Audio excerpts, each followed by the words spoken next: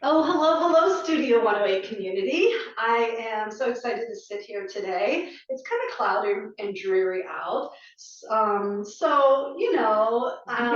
love it when on those kinds of days, something really bright and hopeful and just uplifting happens. I'm here with Colleen O'Rourke, and we are hoping to be your little bit of bright, hopeful upliftment today. Yeah. Well, you were my bright, hopeful upliftment today with Kriya. Was it the pituitary set? Yeah, That was really released a lot, and I just felt great afterwards. I was like, You've so much more energy, so much more, and clarity. I get a lot of clarity from that one. Yeah, my mind isn't like off in thought patterns that I don't really need to be focused on. Or I get like foggy, like when it's foggy out, I get kind of like fogged with it. Like I went out and I said to the dog, another rainy day. Like, but what we're talking about, you guys, is Kundalini Yoga. So, yay! It's a really exciting practice that has changed my life. And I'm really invested in the practices because they've brought me so much. So it's like this lovely giving and receiving where I give of myself to the practices and they give to me their benefit. And then I want to show up for the next day because I'm interested in where it's going to take me. Definitely. And so when I met Colleen, which we had met just briefly here and there over the past couple of years, but like when she found her way into the studio finally. It took a while, but I'm here exactly. Now. And she's here now. And then I was like, look at you with your bright, hopeful upliftment here. I was really excited because Colleen is from the same like school lineage where I studied, which is RAMA Institute out in LA with Harijiwan and Guru Jagat and Guru Jas and Monday, Tej. Yeah. Now there's a lot of younger people coming into their kind of old school vibes, but so many. And it's one of the things that makes Rama unique is that they have an incredible online platform. And even if you're just interested and curious and you go to YouTube, you will find just so much available. They have so much free content. It's crazy. It's crazy how much they offer. So anyone can do it. You can't say I have a barrier to money because there is so much free content. It is just YouTube, and then they have the community content channel right on their website. So so I did my teacher training there, and so did Colleen. And then I've done a couple trainings with them after that because they are having a lot of trainings now, which is really cool.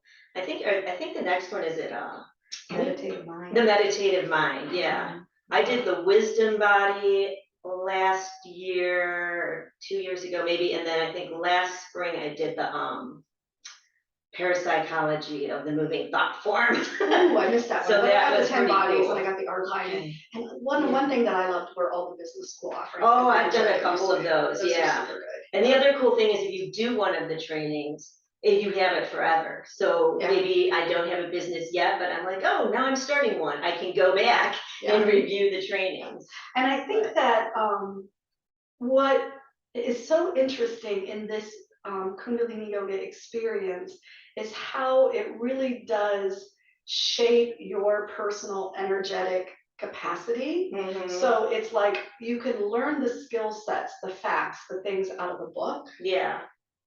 But if you don't have the energy to implement that, it kind of flatlines on you. It does. But what has been helpful are that these practices, and I mean, I practice every day, so something every day, then these practices like keep me in energetic good form. So then when I go to the skill sets, the knowledge, the books, the teachings, I have the velocity and, the container and what I need to energetically fire things up and act on to keep it going too, because a lot of people can come up with ideas, which has been me in the past. Like I have idea after idea, very like my mind is super active, but there's so many ideas. I'm like, which one to pick, what to do? But the Kundalini, it just gives you that ability to hold an idea and then try to move it forward, start to execute on the idea. Execute because that's where people have trouble, and then they do. maintaining it once you execute. Sustaining through that whole process. Even when you're gonna come up against,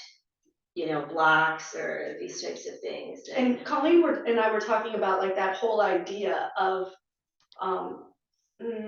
light and dark, good and bad, ideas and challenges, blocks and resistance.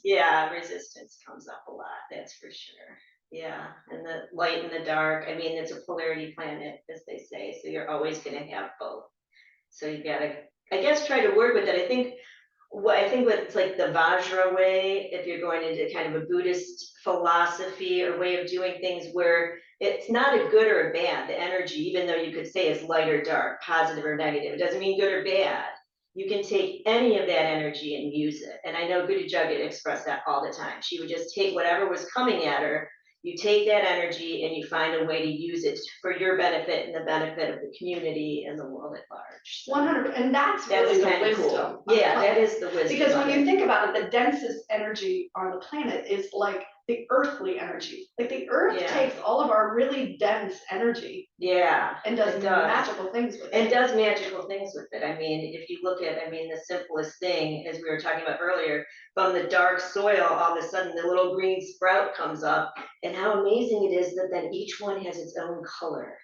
It's like crazy. That boggles my mind because I love gardening. I have like over 100 plants in my parking lot and another 100 in my house. So I'm kind of plant obsessed right now. And that's kind of like my thing. And that, that's a meditative practice too. And just, it's made me learn a lot about the light and the dark and how things grow and how sometimes a plant won't be doing as well, but you can bring it back to life or whatever. Right. You know? And I've learned a lot through like that process of taking heavier energy and making it work for me. Like it's almost like a no excuses mindset, where it's like there's a mistake, there's a snafu, something blindsides me. That's all gonna happen. So stop giving it the kind of attention that pushes and fights and bangs up against it. So like it happens, okay, like bring it on into the experience. What am I going to do with it? Where's the solution? How am I going to swim around it? How am I going to reshape it? Like, how is it going to motivate me? How is it going to make me stronger? How am I going to, find my clarity within it? And these are times with a lot of that. There's just every day I think it's because it is like Yogi Bhajan call it the information age, and we're just bombarded with so much information every day. Sometimes I drive in my car and I want to get a little news in, then I'm on NPR for a moment trying to find out what's going on, and it's just like dun dun dun dun dun, all these disasters everywhere, da, da, da, da, da, and then they just repeat them over and over and over. So you have to find a way to find the joy, find the hope, find the way you can use that to motivate yourself to bring something beautiful to this world, rather than get bogged down in it and shut down and zone out. However you do that, everyone's got their own way. But So and I think the practice really helps you with that. Right now the practice I do every day, I have it's kind of the RAMA practice or whatever, but the addiction meditation, the insanity meditation, or what do they call it? The meditation for racing thoughts, and the intelligence meditation. And so those three, I find it really keep me focused, keep my mind clear, keep my mental faculties not going off in these crazy directions or whatever. And that just works really well for me.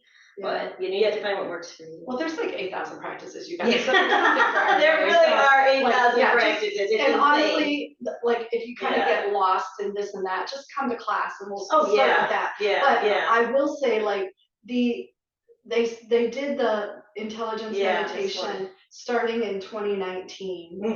They've been going strong. End of 2019, I think December of 2019, around solstice, she introduced that. And so like I did that. Like not 365 days of 20, but a lot really of it. Close. Me too. Me too. And I think what really changed for me, and it was so informative, is that I felt like a giraffe. where I could keep my vision up above, and I could like see out over the landscape. So rather than thinking, like when the shutdown came, and you know, rather than thinking, oh, this is very temporary, or rather than thinking, I can't wait for things to get back to normal. Like, I didn't spend a lot of my energy thinking those things and fussing about that. I was able to just sort of like keep perspective to say, I don't know what's gonna happen, but something good is out on the landscape. Like, I'm just gonna send my gaze out across the horizon and be scanning for opportunities with this. You can always find an opportunity in something. I mean, it's always there, even when it seems. And 2020 was hard, but I don't think things have gotten much easier. No, I don't think they've gotten much easier. They say it's not going to get easier for a little while. that's why I feel like you need the meditation or whatever. It's like without it, I mean, as I've heard Guru Jagat say before, and I would laugh, I was like, that's so true. She's like, I don't know, those people who don't do meditation must be super strong, because I don't know how they're gonna get like what are they doing? Or you know, I mean, some of them, you know, obviously aren't doing as well, but I mean, ones that they look like successful or what, she's like, how do they do it with no meditation? I don't know. That's crazy. You know, the other thing that Colleen and I were talking about is like when you're starting a practice and you're in that place to, like, you hear what we're saying and you're like, okay, I'm on to that. I want to keep my perspective up. I want to keep my attitude. I don't want to fall into the negative thought patterns and stuff. And then as soon as like you make that commitment and you go to work and you try to be the cheerful one, or you know, the family comes over and you try to be the nice one, you know, like what happens? What happens? You kind of get attacked. You get like psychically, and the energy, this is polarity. So when you go and you want to lift it, the negative energy is going to pull. And sometimes that negative energy shows up as a person. It can show up as a person or just a thought pattern in your own mind. Sometimes your own negativity. I mean, because essentially it's debatable whether even when it's coming from another person or your environment, that it's actually coming from yourself, and where you're getting caught in these subconscious thought forms or whatever, because sometimes you can even feel them in your field, like, oh, there's something there from whatever, and it's not. I'm like, move it over to the side. But it does come up. But you just, I think just working through it is the only thing, to let it be. That's what I found works best for me, is just, okay, that is what it is, and not pay attention to it so much, because like they say, wherever your attention goes, the energy goes. So as soon as you're like so focused on that person or that, you know, parking ticket you got or whatever negative thing happened, then you're just going to start to see more and more negative things in your life. At least that's the experience I've had. Like if you don't pay attention to it, then okay, wow, I went to do this really good service work and then I got a $500 ticket. Oh well, just move on, you know. There's always going to be both. Don't let it deter you. Don't connect the fact that because you got a ticket, you shouldn't be doing your good work. Exactly. It's like, it's just the way it is. I mean, say okay, like, good. we say that phrase, haters gonna hate. And we say okay, when I get joyful and I want to do things, there's gonna be someone who's jealous and pecks at us. But that energy can come in the form of a parking ticket. When you're doing something really joyful, there might be something negative that just comes along and bumps into you.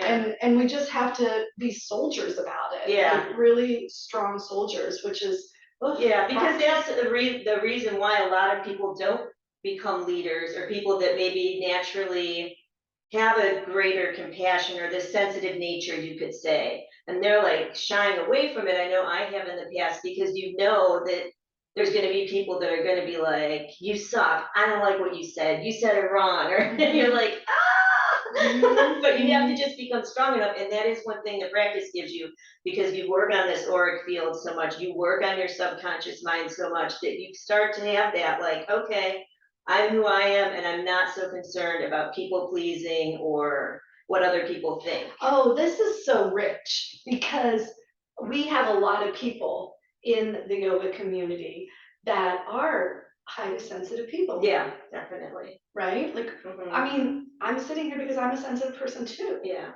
And like, the sensitive people are really needed, necessary, important right now. Yeah. Because if you're sensitive, then you're one of the instruments that's here to help To humanity, uplift, to uplift, bring hope and brightness, yeah, right? exactly. And so you know that that's sort of your job, and yet it is hard to be human right now if you're sensitive. So yeah, like how to get a little bit of badass about your sensitivity. Yeah, just be like, all so right, that you can do the uplifting. So you can do the uplifting. It's like, you know, a lot of there's a lot of people that are like CEOs and can do all this because they just don't give a fuck. Right. I mean, that's like Donald Trump. He didn't give a fuck. I mean, whether you like him or not, he was a good example of someone who was successful because he didn't care. If someone gave him negativity, he just used that to push his agenda forward even more. And that's, I mean, you might not like his agenda, but you could learn, hey, maybe I could take a little bit of that or whatever. And I mean, honestly, it's not black and white.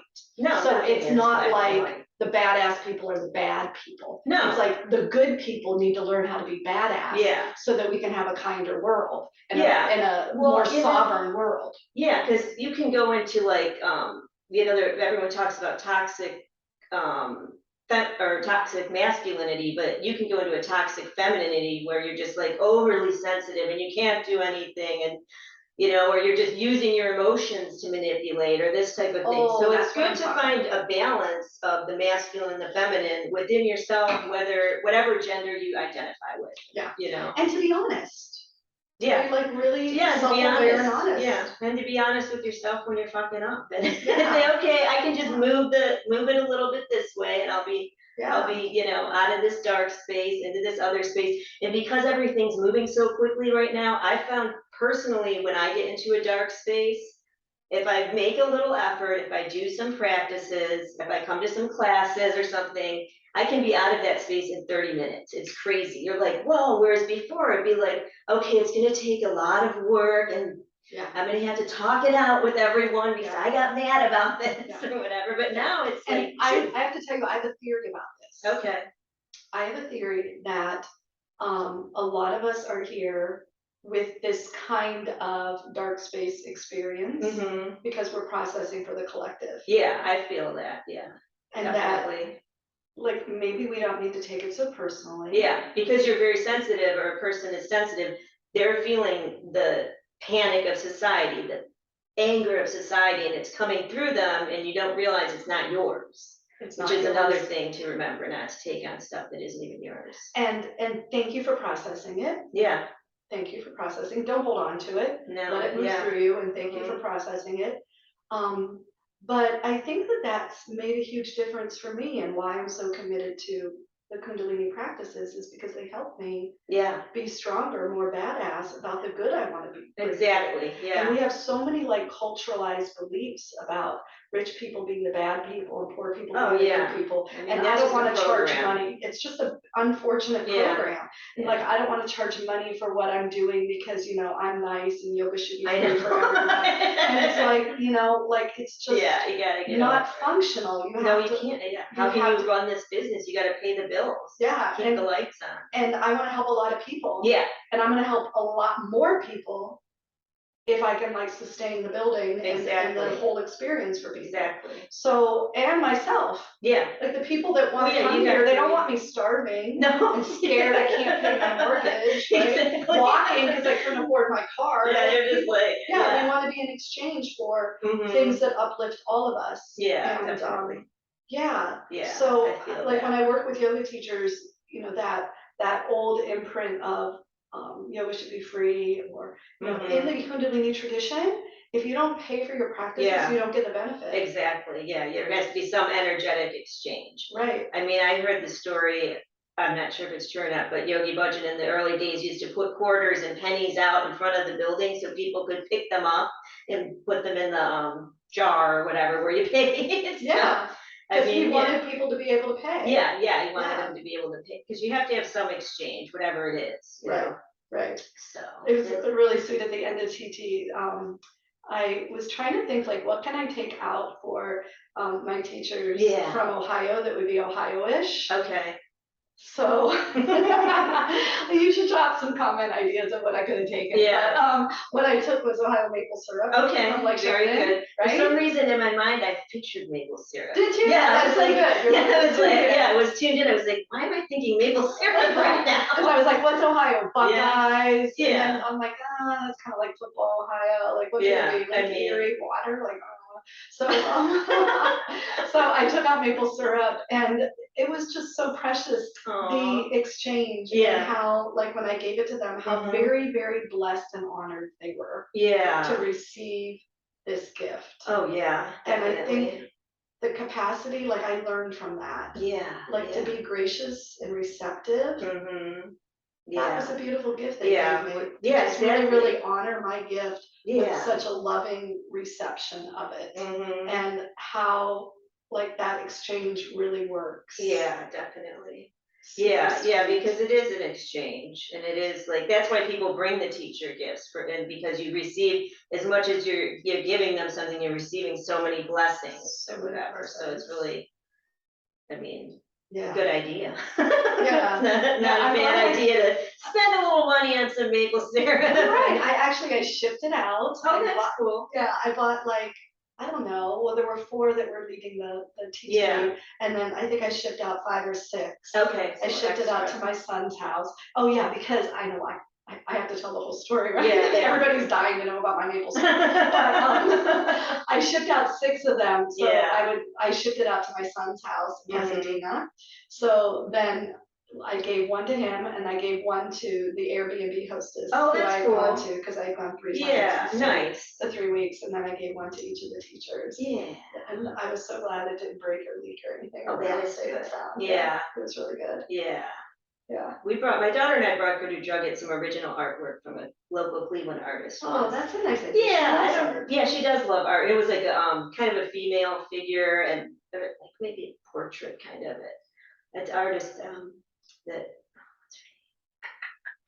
spacing her name now, but she Yeah. works out in like the Hildebrand building here in Cleveland. So we got her that because Guru Jagat was always very she loved the children or whatever. So she would always, I'd say I would be like coming to the events and she would always, Zia could always come for free or whatever. Yeah. So bring her, like you're saying, bring Yeah. a little gift, or we would do some work for them, help clean up, arrange the shoes, Yeah. all different things. And then they wound up taking her to I guess what would be the last white tantric before the pandemic hit. And, Oh, because we really? went to see them for this in December of 2019. Okay. And then the solstice was after that, so Zia flew out to Florida and she babysat for husband Joe's daughter then. And then like they all hung out or whatever, and she was like, yeah, I mean, they were like, you're just getting the you're not doing the white tantric yoga because you're getting the downloads from Das PR on the little baby or whatever, because they love the children. It Yeah. was just funny. So she said it was a fun time. She said she did get, she was like, yeah, you were really high or whatever. Just the energy of that white tantric was so intense. Yeah. I think they started doing them again, but not very many places. I don't know. We'll have to look into it. I want to go to one again. Yeah, I would like to too. I mean, I resisted them for a while because it was so intense for It's very me. intense. Because I'm not used, I came from a family that didn't really look at each other, Yeah. and you have to look at someone for But 8 you hours. can be my partner. Yeah, we could be partners. You can be my partner. You can look at me. I know. I've gotten a lot better at that. I mean, Yeah. that was like 12 years ago or 14 Yeah. years ago. How old was your daughter when she first met them? She was 8. Wow, that's Yeah, cool. yeah, and Does she would practice? She does sometimes. She likes to practice more when she wants something. Like Oh, she figured it out. yeah, so she'll be like, oh yeah, it's I want to get this scholarship for college or this or that. So we would be on these Apsahai Hoas every day because Guru Jagat gave her that meditation. Yeah. And we would she liked to do the for the photographic memory, and it's also for the brain when she had to do like a bunch of tests or whatever. So Yeah. she would do that. But she does like to do, she's going to be starting grad school here out in Santa Barbara, but she's going to be living here most of the time and going there like once a month. So she's getting ready to start on some more meditations to keep up with the grad school. Yeah, she might start that one. The intelligence meditation. I'm moving my fingers. The intelligence meditation, you guys, if you practice Kundalini yoga with me, it's the peace signs open and close, Jupiter and Saturn open and close. So we've done that quite a bit. I know, it's a good one. I love that. It's a really good one. It's one of my favorites. It's one of my favorites too, and I like it because it's really internal and, you know, I'm sort of an introvert. I don't know if you know that about me, but I'm actually an introvert. So, you know, I kind of like, I go home kind of depleted. So that's a nice one because I can kind of come into myself and just like bring it all back to center. So back to center for myself. Keep up, so I can keep up. Right? These are times for keeping up. So in Kundalini Yoga, they say, keep up and you'll be kept up, which means keep up with your practice. And then your energy body will be kept up as all the downloads continue to come, as all the frequencies continue to rise. You know, we have a lot of solar flares coming through. The Schumann resonance has gotten, you know, higher and higher. So like there's an evolution in progress, and the human instrument can be an asset. It has to, you just have to align it. I've noticed that because you can feel the vibrations are going faster and faster. There's the only way I can describe it, even though it's not really fast. I don't know if it's really faster. You know what I read? But it's like, I'm like, oh, but you do a meditation, you're like, okay.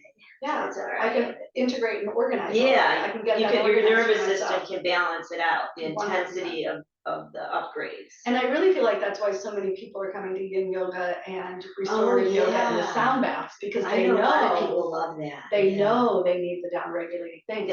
But I actually heard that the earth is spinning faster. I think I heard that too. 1 second a year, which isn't like a lot, but it is a lot. It is. I mean, because we're finely tuned machines to, you know what I mean? Like it's not, it's different. Like if you just started, I don't know, maybe like when it was the 80s and you were playing a tape player and you just, I'm like, okay, I'm old. That's what came into my mind. Like, no, I'm starting my tape recorder. But if all of a sudden the tape started going faster and faster, you know, it would be like, whoa, even a little bit faster. And the music sounds differently. I guess now it'd be like when you push on your iPhone, like 1 times, 1.5 times, and then the voice is like, da, da, da, da, da, da, da, da. Some people like to listen to the 1.5 because they can get more in. Yeah. Sometimes it bothers me. Sometimes I like the slow one where they're talking like this. Like,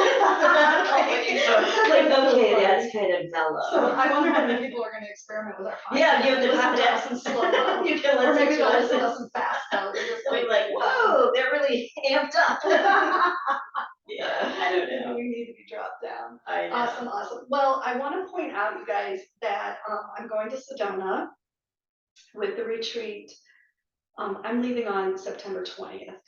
And then while I'm gone, Mike, who you know, Mike Boyce, will be here Tuesday night, Thursday morning, Thursday night, but Tuesday morning, Colleen's going to be here. So you're on the know because my name will still be on the schedule. She's not in our system, so she's just going to step in. Leah's going to help her get started and everything. But she'll be there that Tuesday morning at 9:05, Tuesday the 20th. So, and you're going to do some workshops here. We're going to get them on the calendar. I'm looking forward to that. I know. Yeah. And I feel like Kundalini Yoga conversation is really relevant. It is, and a lot of people are interested, and I'm grateful to you for listening all the way through with us. Thank you. And there's more to come. So can I drop your perhaps email in case anybody wants to reach out to you? Sure. And then it'll be in the comments below. Okay, good. And so if anybody wants to reach out to Colleen and hear more stories, chat with her. Feel free to email me. And then I'm on Instagram, Experience Kundalini, so you can check me out there. I'll tag that too. Yeah. And then sometimes you teach Friday at the donation-based class. Yes, the donation-based class is at Metropolitan Coffee in Old Brooklyn, 6 p.m. And so we have a rotation of Kundalini teachers in the Cleveland area, and so I do like once a month, and Mike does them sometimes as well.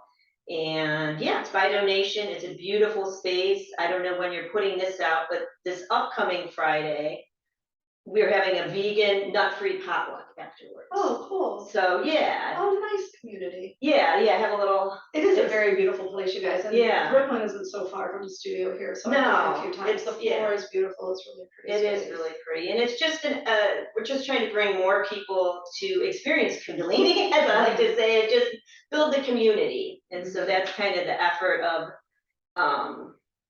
the class itself, yeah. And I think that's the bottom line of these practices. Is Yeah. that you can listen to us all day long. It's not gonna really change your life. But No. I mean, we think maybe we uplifted you a little. We go back to Maybe that. with experience some entertainment. Exactly.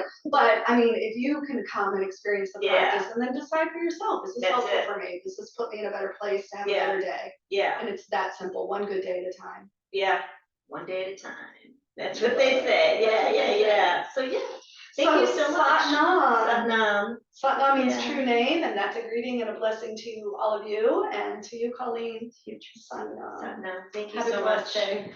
Yes, you as well.